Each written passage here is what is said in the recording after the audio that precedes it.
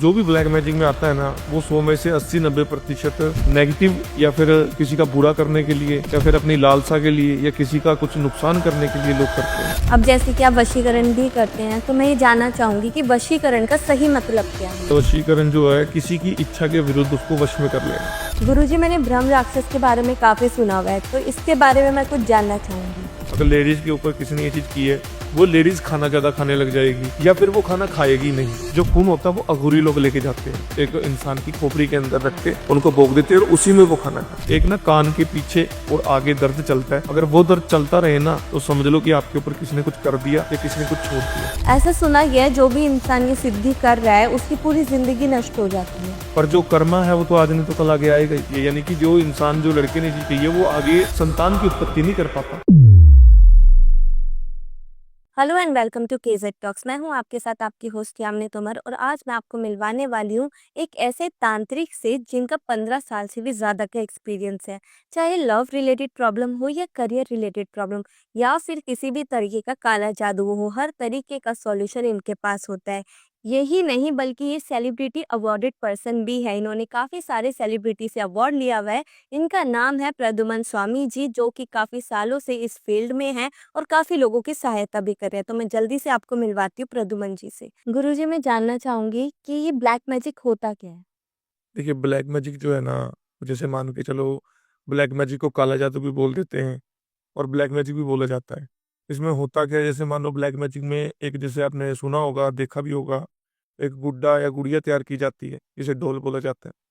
तो उसको जैसे मान के चलो, अगर किसी ने ब्लैक मैजिक किया है किसी के ऊपर, तो जो इंसान के ऊपर ब्लैक मैजिक हुआ है वो परेशान रहता है। क्यों रहता है? क्योंकि जो करवा रहा है, जिसके पास ये काम हो रहा है, जिस तांत्रिक ने ये काम लिया है, वो ब्लैक मैजिक के अंदर एक गुड़िया तैयार करता है और उस गुड़िया से काम होता है, जिसको हम ब्लैक मैजिक बोलते हैं। अच्छा, और इसको लेके कुछ मिसकंसेप्शंस भी है, तो उसके बारे में थोड़ा तो क्या है, ये आजकल जो भी ब्लैक मैजिक में आता है ना, वो 100 में से 80-90% नेगेटिव या फिर किसी का बुरा करने के लिए या फिर अपनी लालसा के लिए या किसी का कुछ नुकसान करने के लिए लोग करते हैं। अपने अच्छे के लिए आजकल कोई नहीं करता। अच्छे के लिए सिर्फ 2-4-5% होते हैं, जो अपनी दिनचर्या को या अपनी लाइफ को बेटर करना चाहते हैं आने वाले टाइम में, वही लोग ये चीज़ करते हैं। पर मैं यही कहूँगा आपकी ऑडियंस को कि ये चीज़ करें अपने, कहते हैं ना कि अपनी जिम्मेवारी पे करें, क्योंकि ये चीज़ लोग कर तो लेते हैं, बाद में इसका उनको खमियाजा भुगतना पड़ता है फिर। अच्छा, तो ये काले जादू से बचने के लिए आम आदमी क्या कर सकता है। देखो, पहले सबसे पहली बात तो ये है भी, ब्लैक मनी से बचने के लिए उस इंसान का, जिसने भी ये चीज़ की है, उनका ऑरा ठीक होना चाहिए। और कोई जैसे मान के चलो नॉनवेज हो गया, ड्रिंक हो गया, इन चीज़ों से दूर रहना चाहिए। और अपना जो, जैसे मान के चलो, भक्तिभाव में जो इंसान लगा रहता है, उसके ऊपर ये चीज़ें हैवी नहीं हो पाती। लेकिन जो लोग अपना ऑरा ठीक नहीं रखते हैं, या फिर जैसे मान के चलो नॉनवेज का सेवन करते हैं रूटीन में, कोई परहेज नहीं करते हैं, यानी कि जैसे ड्रिंक का सेवन करते हैं हर दिन, हर मतलब घर में ड्रिंक वगैरह आना, नॉनवेज आना, उनको ये चीज़ जल्दी पकड़ती है। अब जैसे कि आप वशीकरण भी करते हैं, तो मैं ये जानना चाहूंगी कि वशीकरण का सही मतलब क्या है। वशीकरण का देखो पता क्या होता है, वशीकरण जो है किसी की इच्छा के विरुद्ध उसको वश में कर लेना। यानी जो इंसान कोई वशीकरण करवा रहा है, वो ये तो किसी को सपना तो आएगा नहीं तांत्रिक को, गोरी को इस पे वशीकरण करना है, तो उसको कोई आके बोलेगा कि इस पे करना है, तो जिस इंसान पे ये चीज हो रही है, उसकी इच्छा के विरुद्ध ही उसको कोई वश में कर रहा है, तो उसको वशीकरण बोला जाता है। अच्छा, और ये जो तंत्र होता है, क्या इसका मतलब सिर्फ ब्लैक मैजिक से ही है या फिर कुछ स्पिरिचुअलिटी से भी इसकी ये कनेक्शन है। तंत्र जो है वो बहुत एक गहरा बड़ा समुंदर है, जिसमें से जैसे मान के चलो ब्लैक मैजिक तो बहुत एक छोटी सी चीज है। ब्लैक मैजिक जो है, मैंने बताया, वो ब्लैक मैजिक जो है काले जादू में गुड़िया बनाई जाती है, तंत्र में खाली मंत्रों के द्वारा भी उच्चारण होता है। ब्लैक मैजिक और तंत्र में बहुत ज्यादा डिफरेंस है। आपने अभी तक जितना भी काम किया है इसको लेकर, आपने सबसे ज्यादा कैसे केसेस को देखे। देखो, मेरे पास बहुत से केसेस आ भी रहे हैं, चल भी रहे हैं, और कई केसेस मैंने कर भी दिए हैं, जो कि वशीकरण को लेके हैं, लव को लेके हैं, मोहिनी को लेके हैं। या फिर जैसे सपोज करो, जैसे कोई ब्लैक मैजिक लोग ऐसे ऐसे भी हमारे पास कॉल आते हैं, किसी का बुरा करवाना हो, यानी आप इतने पैसे ले लो, इतने लाख ले लो, किसी का बुरा कर दो, ये कर दो, वो कर दो। लोगों की जो सोच है ना, वो बहुत ज्यादा वो हो रखी है आजकल, क्योंकि बहुत से लोग पता नहीं कैसे कैसे कॉल करते हैं, जो बाहर भी बैठे हुए हैं, क्योंकि बाहर की साइड भी बहुत चलता है ये। कोई ऐसा यादगार केस। देखिए, पता क्या है इसमें, जैसे हमारे कोई क्लाइंट थे, वो अमेरिका के थे, वो एक लेडीज थी, तो उनका बॉयफ्रेंड था। तो जो वो बॉयफ्रेंड था वो था मैरिड। अब लेकिन उसकी जो मैरिज हुई थी वो उसकी मर्जी के खिलाफ हुई थी, यानी घर वालों के कहने पे हुई थी। और जैसे सपोज करो वो जो लड़की जिसने हमें फोन किया है, वो कह रही है ऐसा वैसा, मेरे को इसको अपने उसमें लाओ, क्योंकि जो इसकी वाइफ है उसका भी अलग जगह पे रिलेशन है, क्योंकि वो भी इसको नहीं चाहती, क्योंकि इनकी दोनों की मर्जी के विरुद्ध उनकी मैरिज हुई है। लेकिन क्या कहते हैं ना कि अब वो जो पर्सन है, जो वो लड़का है, वो बाहर रहता है, अच्छा कमाता है, अच्छा करता है, तो जो उसकी वाइफ है उसने उसके ऊपर कुछ ऐसा कर दिया या ऐसा करवा दिया जिससे कि वो उस इंसान को, अपनी वाइफ को पैसे देता रहे, ठीक है। लेकिन जो लड़की है वो उसे इस चीज से निकालना चाहती है, तो वो हमारे पास आई थी। और उनका जैसे मान के चलो थोड़ा बहुत खर्चा लगा, 15-20 दिन का समय लगा, लेकिन समय रहते हुए ये चीज सॉर्ट आउट हो गई कि दोनों की, वो भी राजी हो गई, सामने वाली जो उसकी बीवी थी, क्योंकि वो किसी और लड़के के साथ थी, और जैसे लड़का भी राजी हो गया। दोनों ने मतलब कि जैसे कहते हैं ना कि अपनी रजामंदी से डिवोर्स लेके, और लड़की की तरफ वो लड़का आ गया 15-20 दिन के अंदर अंदर।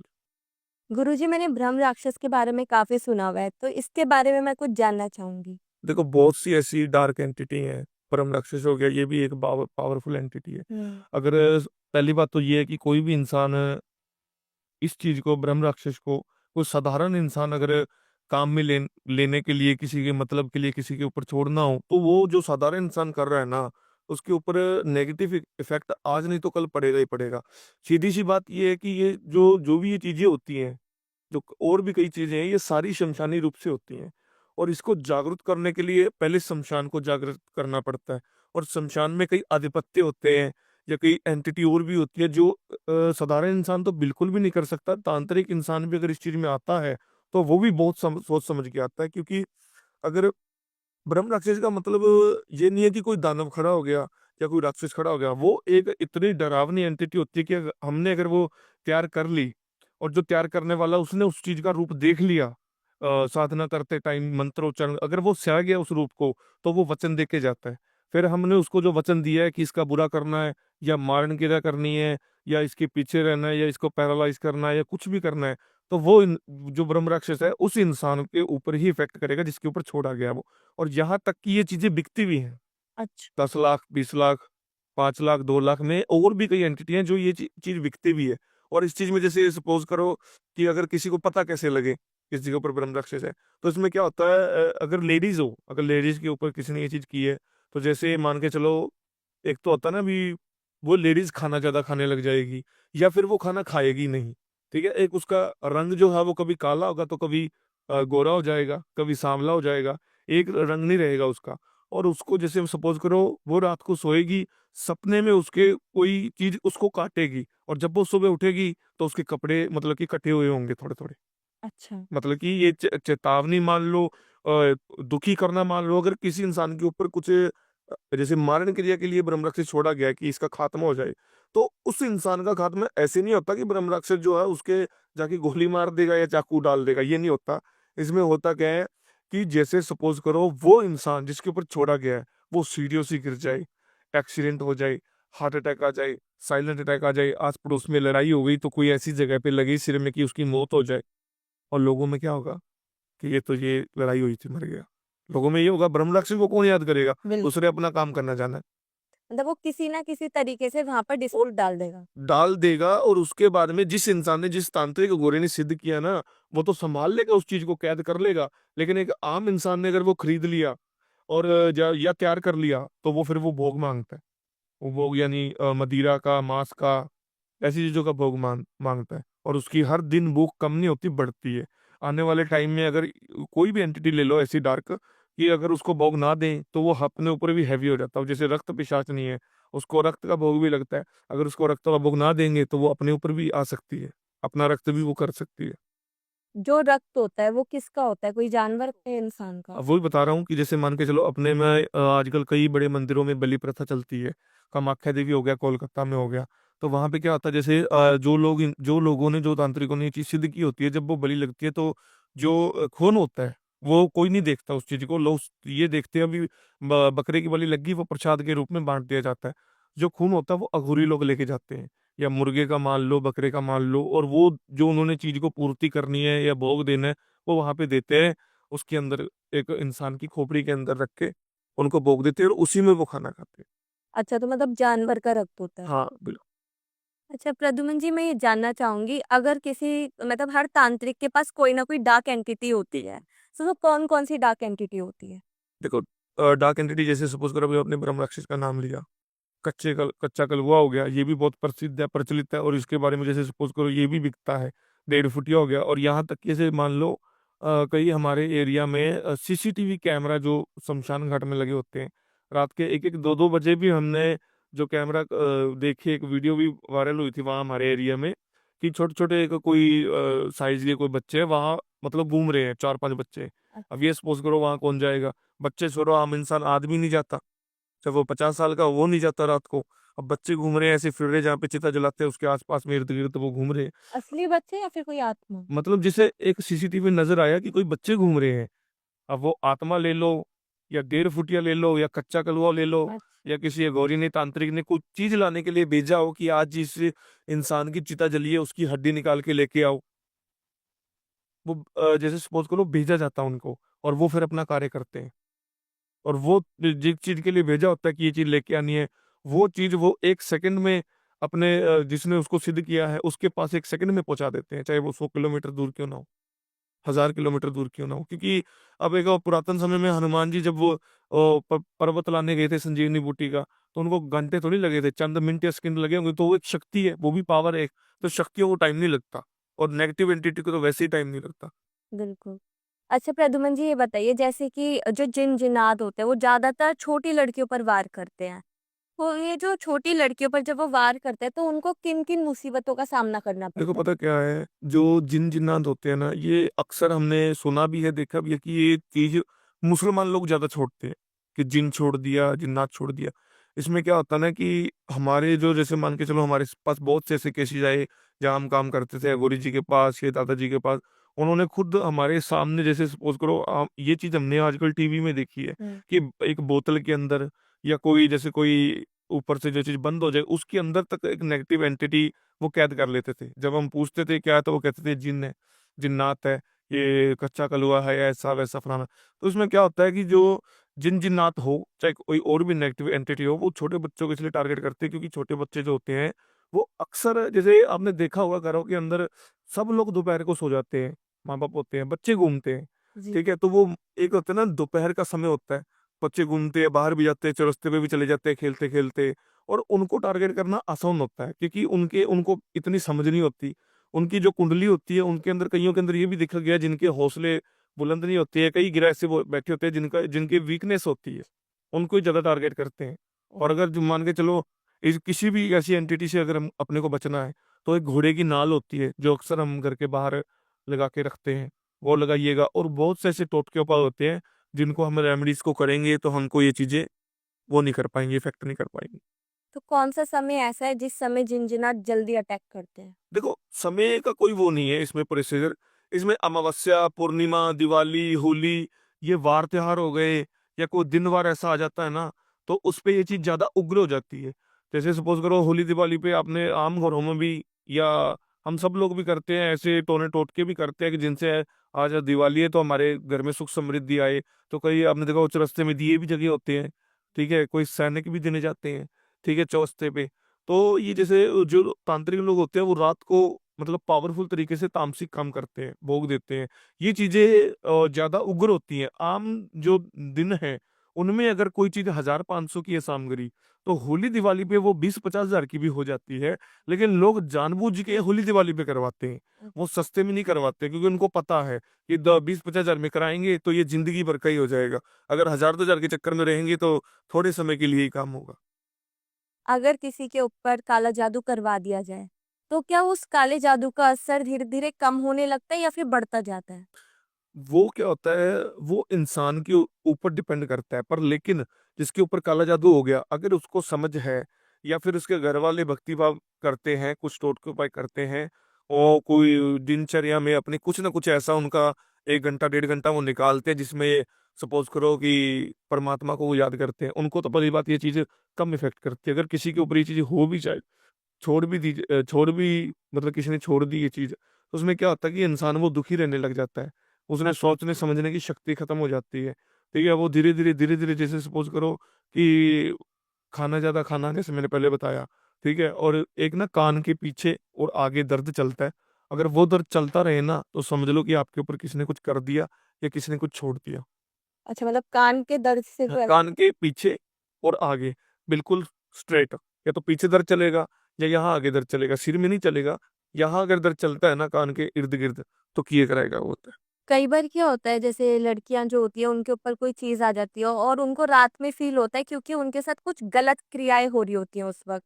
तो इसका क्या मतलब होता देखो पता क्या है इसमें, जैसे सपोज करो जो आपने लड़कियों का नाम लिया, उसमें क्या होता है कि आजकल हमने हमारे पास कई केस ऐसे भी आते हैं कि जिसमें लड़कियां घर पे पहुंची तो उनको कोई चीज ने पीछे से अटैक कर लिया, या वो जो चीज है उसके अंदर आ चुकी है, और वो कहते हैं ना कि बाल हिलाना या फिर जैसे डरना, एक खौफनाक चीजें दिखनी, तो वो क्या होता है कि कई बार चौरस्ते पे पैर लग जाता है।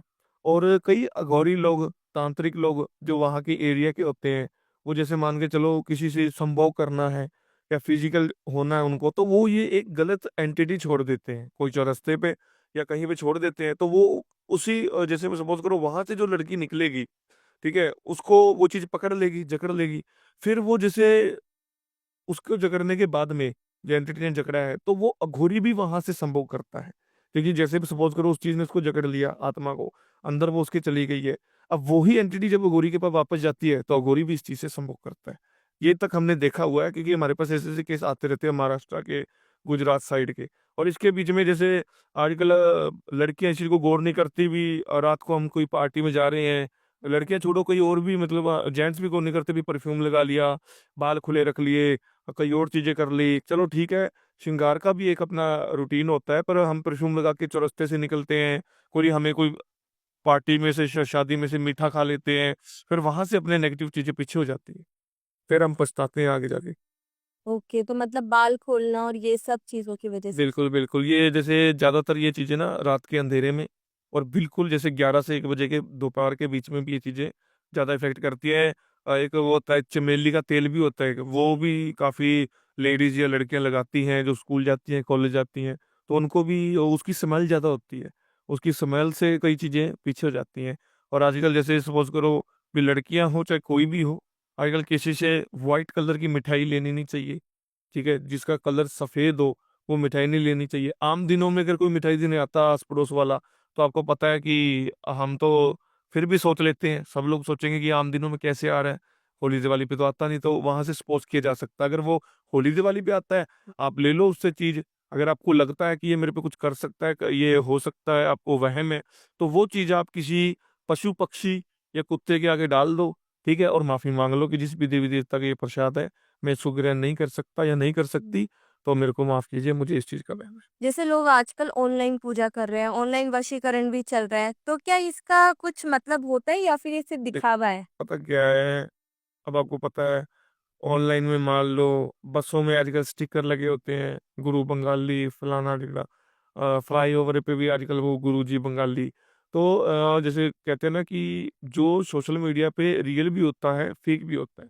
अब इसमें हम कैसे परखेंगे, अब कई लोग ये बोलते हैं 500 रुपये में वशीकरण करा लो, 100 रुपये में करवा लो, 200 में करवा लो, ठीक है, वो चीज़ नहीं होती।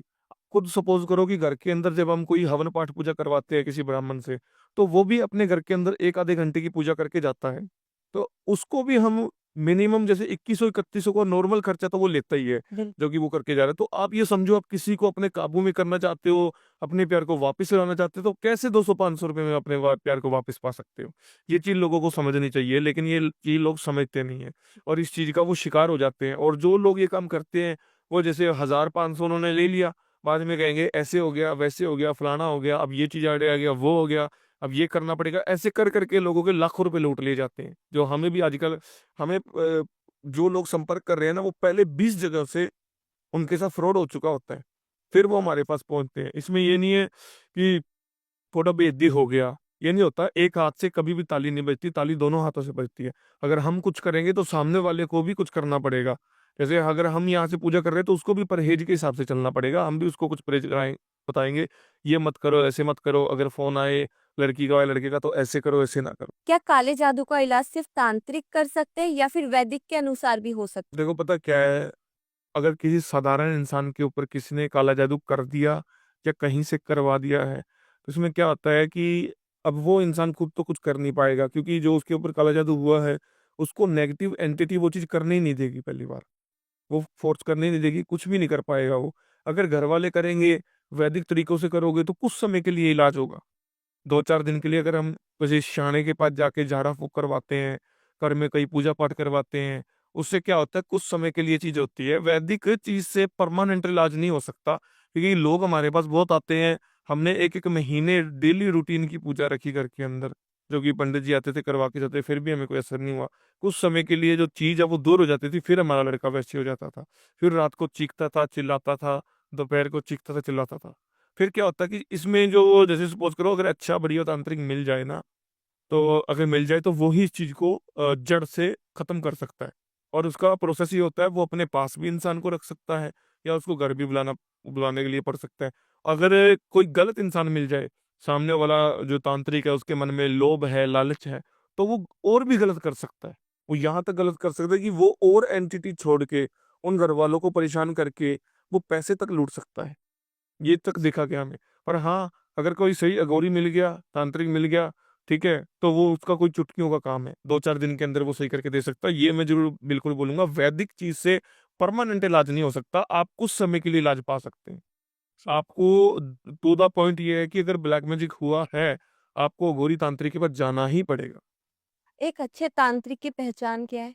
देखो पता क्या है, अच्छे तांत्रिक की या अघोरी की किसी की पहचान ये होती है, अब किसी के चेहरे पे तो लिखा नहीं होता कि क्या है, क्या नहीं है। पहली बात तो ये है कि किसी के ऊपर ब्लैक मैजिक हुआ है, कुछ भी हुआ है, वो अपने जैसे कहते हैं ना कि रिश्तेदारों में या आसी-पड़ोसी में फैल जाती है बात कि हम इनके बच्चे को ये हो गया। तो कुछ लोग ज्ञान देते हैं कि इनके पास चले जाओ, वहाँ चले जाओ, यहाँ चले जाओ। एक तो वहाँ से अपने को पता लगता है कि यार उसके बारे में 10 लोगों ने बोल दिया, फ़ोर्स कर दिया। फिर हम जिसके पास जाते हैं, हम उसके पास गए हैं, बैठे हैं, हमने बोला कुछ नहीं, बात कुछ नहीं की, उसने हमें देखा और देखने के तुरंत बाद उसने बता दिया कि तुम इस चीज़ के लिए मेरे पास आए हो। अच्छा, मतलब कि मतलब बिना कुछ पूछो हाँ, दिया। या बिना कुछ पूछे बता दिया, चेहरा देख के बता दिया, या बच्चा अगर नहीं गया किसी वजह से, माँ-बाप गए हैं, तो फ़ोटो देख के बता दिया, ठीक है ना? अब कई लोग, कई तांत्रिक लोग के पास जाते हैं, वो कहते हैं, "हाँ जी, बताओ क्या दिक्कत है, क्या समस्या है?" तो वहाँ से ये चीज़ आप जज नहीं कर सकते। जैसे अभी आपने बोला कि पैर रखे या फिर उन्हें कुछ अनुभव हो जाता है, तो अभी आप हमारे साथ बैठे हैं, तो आपको कैसा लग रहा है? देखो, यहाँ पे जैसे मान के चलो मैं आया हूँ, अपने पूरी अच्छे तरीके से भावना से यहाँ पे जोतपत्ती कर रहे हो, रूटीन में करते होंगे। यहाँ पे ऑल ओवर सारा ऑरा जो है, या जो भी कोई कोई भी किसी प्रकार की कोई नेगेटिविटी नहीं है। पर जैसे सपोज़ करो यहाँ पे हमारे नीचे कई लोग काम करते हैं, ठीक है? अब जो बिल्कुल कई बार क्या होता है कि कई बिल्कुल डाउनफॉल लोग होते हैं, जो पता नहीं जैसे पूरी डाउन घर से आते हैं। तो उनके घर वाले जो होते हैं, अगर वो आपके यहाँ पे काम कर रहे हैं, तो वो जेलस करते हैं, कई घर वाले जो होते हैं लोग, चाचा-ताई हो गए, भाई-बंध हो गए, इनको काम कैसे मिल गया, ये कैसे हो गया? वो एक नज़रदोष हो जाता है। पर यहाँ का जो ऑरा है, वो मेरे हिसाब से पूरा मतलब कि सही है, ओके है, क्योंकि आप दिनचर्या में अपना जो रूटीन है वो कर रहे हैं। अगर आप जैसे ये नहीं होता कि अभी आपने एक दिन छोड़ दिया तो आपको कोई चीज़ पकड़ लेगी, ये नहीं होता। अगर आपका मन बिल्कुल ही हट चुका है इस चीज़ से, अगर आप एक आधा दिन मिस भी कर चुकी हो, किसी और ने कर दिया, आपका नित्य कर्म आपने एक आधे दिन मिस कर दिया, कोई बात नहीं, कोई मजबूरी भी होती है। पर लेकिन आपने हफ्ता 10 दिन नहीं किया, आपका मन ही हट चुका है, ठीक है? देर रात तक सोना, देर रात तक उठना, फिर वहाँ पे नेगेटिव चीज़ ज़्यादा वास करती है। तांत्रिक कई प्रकार की क्रियाएँ करते हैं और उन्हें अलग-अलग जगहों पे भी जाना पड़ता है। अगर वो किसी जगह पर जाते हैं, क्या कोई ऐसी चीज़ वहाँ पे रह जाती है जो नहीं रहनी चाहिए? देखो पता क्या है कि जैसे वो पहली बात तो अपना स्थान तभी छोड़ते हैं अगर उनका कोई बड़ा काम है। जैसे हमारा कोई बड़ा काम है, हमें कहीं और जाके ये काम की पूर्ति करनी पड़ेगी, यहाँ पे ये काम सक्सेस नहीं हो पा रहा है, कामाख्या जाना पड़ेगा, कोलकाता जाना पड़ेगा। उसमें क्या होता है कि वहाँ पे फिर नेगेटिविटी, पॉजिटिविटी सब एंटिटी जाती हैं, क्योंकि फिर वो काम कर भी तो रहे हैं ना, काम जो कर रहे हैं उसको पूर्ति करने के लिए वहाँ जाते हैं। तो जो शक्तियाँ, या तो वो वहाँ वहीं पे अगर अपने स्थान पे अगर उनको छोड़ दें या बाँध दें, तो वहाँ पे वो बुला भी सकते हैं उनको वहाँ से खोल के। अगर वो आम घरों में जाते हैं या किसी के कोई काम के लिए घर में जाते हैं, किसी ने कोई इनवाइट किया है, तो वहाँ पे क्या होता है कि जैसे सपोज़ करो पॉज़िटिविटी ज़्यादा रहती है। अगर नेगेटिविटी जो होती है, जैसे कई चीज़ें सिद्ध की होती हैं उन्होंने, जैसे ब्रह्म राक्षस हो गए, कच्चे कलू हो गए, ऐसी जो डार्क एंटिटी होती हैं, उनको वो बंधन में बाँध देते हैं। उनको बंधन में बाँध देते हैं या फटकार लगा देते हैं, क्योंकि जो तांत्रिक लोग हैं, वो बंधन में बाँधते हैं। जो अघोरी है, वो फटकार लगा देते हैं, क्योंकि उनको बंधन में बांधने की जरूरत नहीं पड़ती, क्योंकि अघोरी की फटकार ही बहुत होती है उनके लिए। अच्छा।